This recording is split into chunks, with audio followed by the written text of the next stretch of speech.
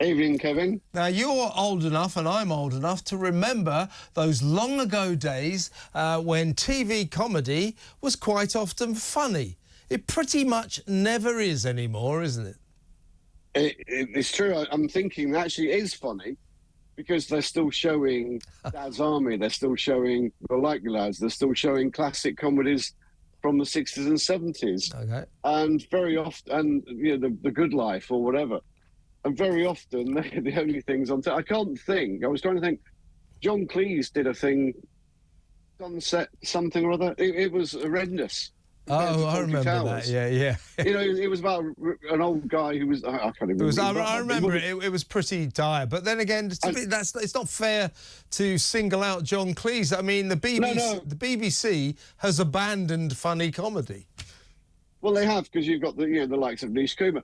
And I was thinking that it's not so much of how many people can we make laugh, which was the ethos of the writers of The Likely Lads, of Dad's Army, and throughout the age, people like Barry Cryer, they lived writing funny things. It's now, who will we offend? When you're in a situation, we spoke the other night about Terry and June getting a trigger warning. Exactly. No, you couldn't get much more of a gentle comedy than that. But it gets a bad press. It could be quite funny, Terry and June, I always thought. It could be funny. And the point is, it was fairly harmless. There wasn't really anything outrageous in that. I think it was completely... I think it's fair to say it was completely harmless. But let me read out... If you look hard enough, you can find something to worry about. Now, the thing that Seinfeld has done, I was reading a piece earlier by some guy in The Guardian, predictably. Yeah. And he was attacking one of the giants of comedy for not knowing what he was talking about when it comes to what's happened to comedy. And I'm thinking, how many meetings have you had with television executives writing for The Guardian compared to Seinfeld? Seinfeld would know how they write shows. The basic point is, me and you could write a great show if we were unfettered. We would sit there, we'd come up with something to go. Yeah. So that's what he's saying, though, isn't it? That if you want proper comedy now, you have to go out, you have to go to a club or something, or a pub, or a theatre, and watch a comedian deliver an uncensored, unfiltered routine that has every chance of being funny. Comedians are still funny, but TV comedy is not. This is what he says. People will always need comedy. They need it so badly, and they don't get it. Well, guess what?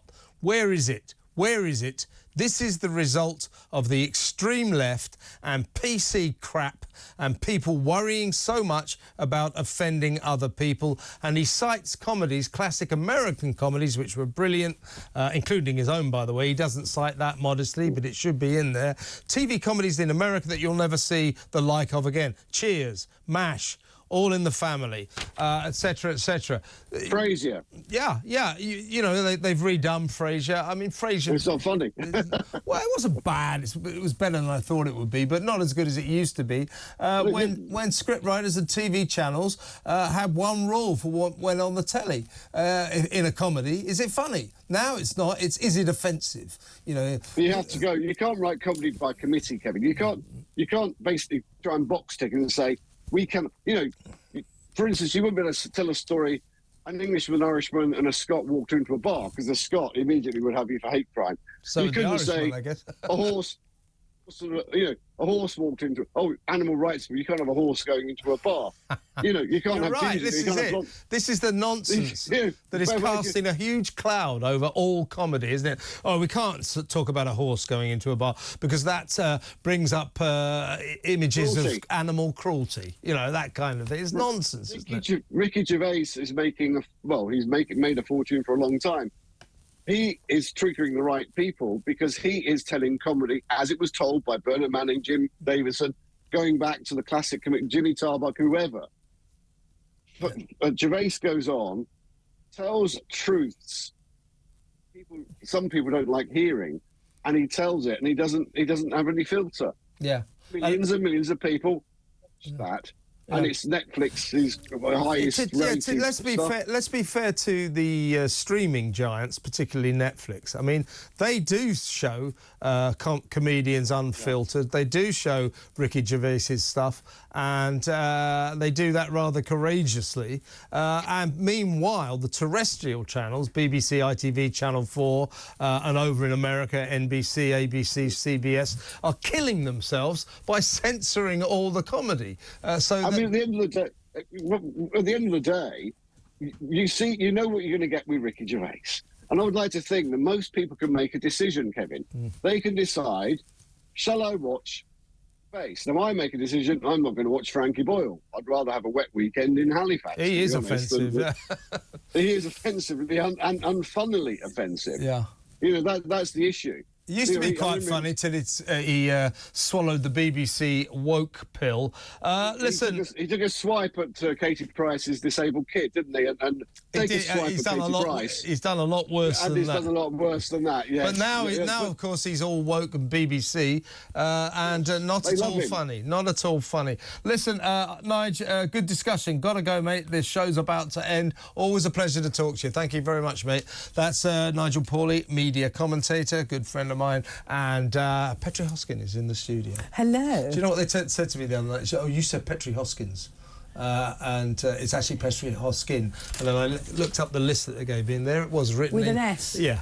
Yeah, no, it's not my fault. Listen, as long as you get the Petri bit right, that's fine. I don't usually use the Hoskin because there's not many Petris I have to compete about with this. That's true. In this station. Petri's usually a second name. Just isn't Petri. It? Yeah, that'll do. What's going on in the show?